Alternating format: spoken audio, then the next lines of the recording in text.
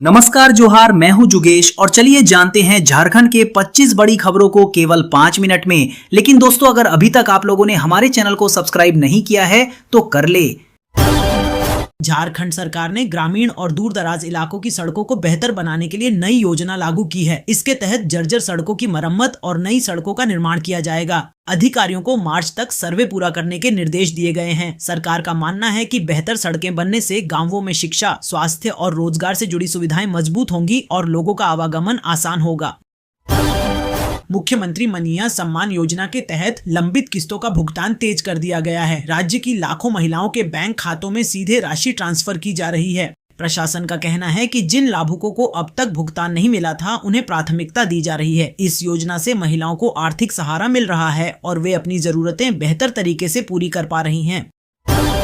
झारखंड विधानसभा के आगामी बजट सत्र को लेकर राजनीतिक हलचल तेज हो गई है। विपक्ष सरकार को बेरोजगारी, महंगाई और कानून व्यवस्था के मुद्दे पर घेरने की तैयारी कर रहा है। वहीं सत्ता पक्ष अपनी उपलब्धियों को सामने रखने की रणनीति बना रहा है। माना जा रहा है कि इस सत्र में तीखी बहस देखने को मिलेगी और जनता से जुड़े कई अहम मुद्दों पर चर्चा होगी।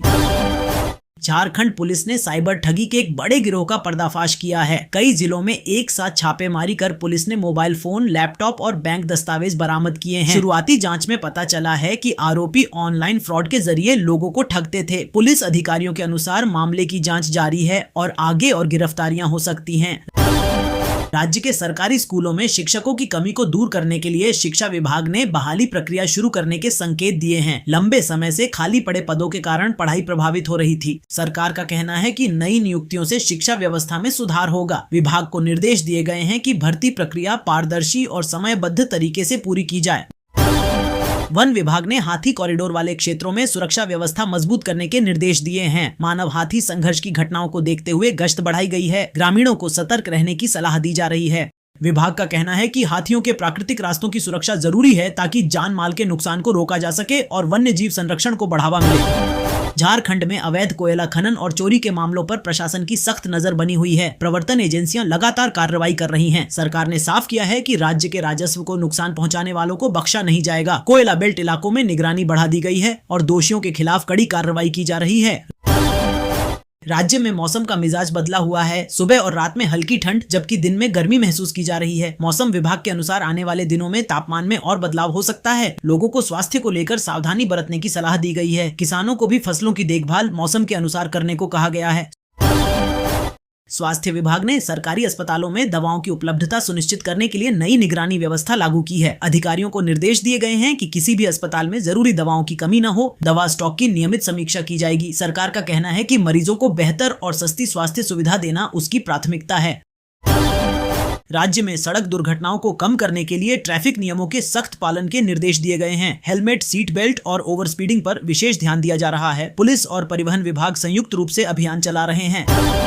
कृषि विभाग ने बताया है कि राज्य में रब्बी फसलों की स्थिति संतोषजनक बनी हुई है। गेहूं, चना और सरसों की फसल अच्छी होने की उम्मीद है। किसानों को आधुनिक कृषि तकनीक अपनाने की सलाह दी गई है। विभाग का कहना है कि समय पर सिंचाई और उर्वरक उपयोग से उत्पादन और बेहतर हो सकता है।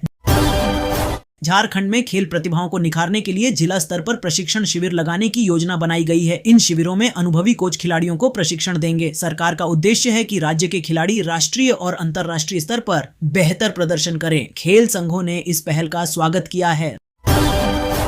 राज्य सरकार ने आदिवासी कल्याण से जुड़ी योजनाओं की समीक्षा शुरू कर दी है। अधिकारियों से जमीनी स्तर की रिपोर्ट मांगी गई है। सरकार का कहना है कि योजनाओं का लाभ सही लोगों तक पहुंचे, इसके लिए निगरानी जरूरी है।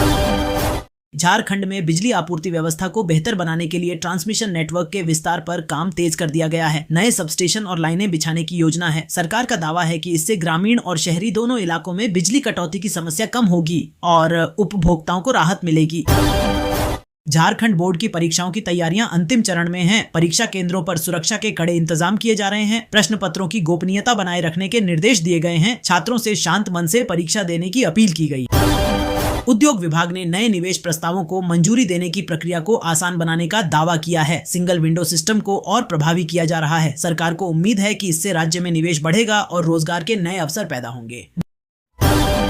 हेमंत सोरेन सरकार की महिलाओं के लिए बड़ी सौगात। राज्य की महिला रोजगार योजना के तहत 25 लाख महिलाओं को फिर से लाभ मिलेगा। आर्थिक सहायता बढ़ाने और योजना को रिवाइव करने का फैसला, हजारों परिवारों को राहत। सरकार का दावा, महिलाओं की आत्मनिर्भरता हमारी प्राथमिकता।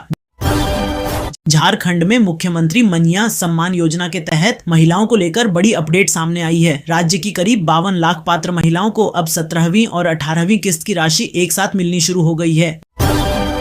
महिला स्वयं सहायता समूहों को आर्थिक रूप से मजबूत करने के लिए सरकार प्रशिक्षण और आरण सुविधा बढ़ा रही है। महिलाओं को स्वरोजगार के लिए प्रेरित किया जा रहा है। सरकार का कहना है कि इससे महिलाएं आत्मनिर्भर बनेंगी और ग्रामीण अर्थव्यवस्था को मजबूती मिलेगी।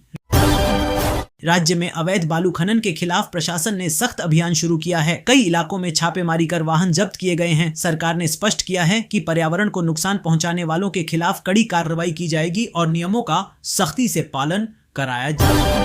झारखंड विधानसभा में आज डुमरी विधायक और जेएलकेएम प्रमुख जयराम महतो ने बोकारो जिले के बगोदर से 5 मजदूरों के विदेश में फंसे होने का गंभीर मुद्दा उठाया। बोकारो के चास में बच्चा चोरी की अफवाह पर ग्रामीणों ने 5 साधुओं को पीट कर घायल कर दिया। पुलिस ने मौके पर पहुंचकर साधुओं को बचाया और थाने ले गई। जांच में कोई सबूत नहीं मिला। अफवाह फैलाने वालों पर कार्रवाई की मांग की गई। झारखंड के पर्यटन स्थलों को राष्ट्रीय स्तर पर पहचान दिलाने के लिए नई प्रचार नीति तैयार की जा रही है। जलप्रपात, धार्मिक और प्राकृतिक स्थलों पर सुविधाएं बढ़ाने की योजना है। सरकार का मानना है कि इससे पर्यटन बढ़ेगा और स्थानीय लोगों को रोजगार मिलेगा। स्वास्थ्य मंत्री डॉक्टर इरफान अंसारी ने कहा कि झारखंड में जल्द अंग प्रत्यारोपण सुविधा शुरू होगी ताकि राज्य भर के मरीजों को इलाज की बेहतर सुविधा मिल सके। इस पर राज्य सरकार काम कर रही है। मंत्री ने यह बातें शनिवार को रांची पुरुलिया रोड में आयोजित 23वें झारखंड ऑप्थेल्मोलॉजिकल कॉन्फ्रेंस नेत्र विज्ञान सम्मेलन का उद्घाटन करते हुए कही। उन्होंने कहा कि झारखंड में जल्द ही ऑर्गन ट्रांसप्लांटेशन सेवा शुरू करने की घोषणा की जाएगी। साथ ही मेडिसिटी और अत्याधुनिक आई हॉस्पिटल इंफ्रास्ट्रक्चर विकसित करने की दिशा में कार्य किया जा रहा है। झारखंड में राशन कार्ड धारकों की सूची में बड़े पैमाने पर बदलाव देखने को मिल रहा है। एक ओर सक्षम लोगों और अन्य कारणों से लाभुकों के नाम हटाए जा रहे हैं, तो दूसरी ओर उनके स्थान पर नए लाभुकों को जोड़ा भी जा रहा है। पिछले 5 महीने में लगभग 50,000 से अधिक नए लाभुकों का नाम लाल राशन कार्ड में जोड़ा गया है। वर्तमान में बोकारो जिले में लाल राशन कार्ड के लाभुकों की संख्या 13 लाख से अधिक है। खाद्य सुरक्षा कानून के तहत प्रत्येक लाभुक को हर माह 5 किलो अनाज उपलब्ध कराया जाता है। सरकार के निर्देश पर विभाग लगातार सक्षम लोगों को राशन कार्ड सरेंडर करने का आदेश जारी कर रहा है। साथ ही कार्ड सरेंडर नहीं करने वालों पर कार्रवाई की चेतावनी भी दी गई है। इसके बाद कई सक्षम लोग स्वयं राशन कार्ड से नाम हटाने के लिए विभाग के चक्कर लगा रहे हैं। बड़ी संख्या में लोगों ने कार्ड सरेंडर कर दिया है। विभाग ने सभी प्रखंडों और पीडीएस दुकानदारों को लाभुकों की जांच का निर्देश दिया है। जांच के दौरान सक्षम लाभुकों के अलावा मृत व्यक्तियों, 2 जगह नाम दर्ज होने, लंबे समय से अनाज का उठाव नहीं करने और जिले से बाहर जा चुके लोगों के नाम सूची से हटाए गए हैं। झारखंड विधानसभा में आज डुमरी विधायक और जेएलकेएम प्रमुख जयराम महतो ने बोकारो जिले के बगोदर से 5 मजदूरों के विदेश में फंसे होने का गंभीर मुद्दा उठाया। उन्होंने आरोप लगाया कि ये मजदूर ठेकेदारों के चक्कर में फंस गए हैं। न तो वेतन मिल रहा है और न ही वापसी का रास्ता। जयराम महतो ने सीएम हेमंत सोरेन सरकार को नसीहत दी। झारखंड के मजदूरों को विदेश भेजकर लूटने की इजाजत नहीं देंगे। तुरंत रेस्क्यू और जांच होनी चाहिए। उन्होंने एचआर और कंपनियों को फोन कर चेतावनी भी दी। विधानसभा में उनका यह बयान वायरल हो रहा है। मजदूर परिवारों में राहत की उम्मीद जगी है। पुलिस और विदेश मंत्रालय से संपर्क बढ़ा दिया गया है। झारखंड के मुख्यमंत्री हेमंत सोरेन की सरकार ने अबुआ आवास योजना को लेकर रफ्तार बढ़ा दी है। इस योजना के तहत राज्य के 8 लाख बेघर और कच्चे मकानों में रहने वाले गरीब परिवारों को पक्का घर देने का लक्ष्य है। 2023 से शुरू हुई इस योजना के लिए कुल 16,320 करोड़ रुपए का बजट तय किया गया है। योजना 3 चरणों में लागू हो रही है, जिसमें अब तक लाखों लाभार्थियों को पहली, दूसरी और तीसरी किस्त जारी की जा चुकी है। 2023 से शुरू हुई इस योजना के लिए कुल 16,320 करोड़ रुपए का बजट तय किया गया है। योजना 3 चरणों में लागू हो रही है, जिसमें अब तक लाखों लाभार्थियों को पहली, दूसरी और तीसरी किस्त जारी की जा चुकी है। 2025-26 में 3,000 करोड़ रुपए का प्रावधान किया गया, जिसमें से 1,200 करोड़ रुपए जिलों को भेजे जा चुके हैं। ग्रामीण विकास मंत्री दीपिका पांडे सिंह ने विधानसभा में बताया कि अब तक 1,64,000 से अधिक घर बनकर तैयार हो चुके हैं, जबकि 6 लाख से ज्यादा आवासों को स्वीकृति मिल चुकी है।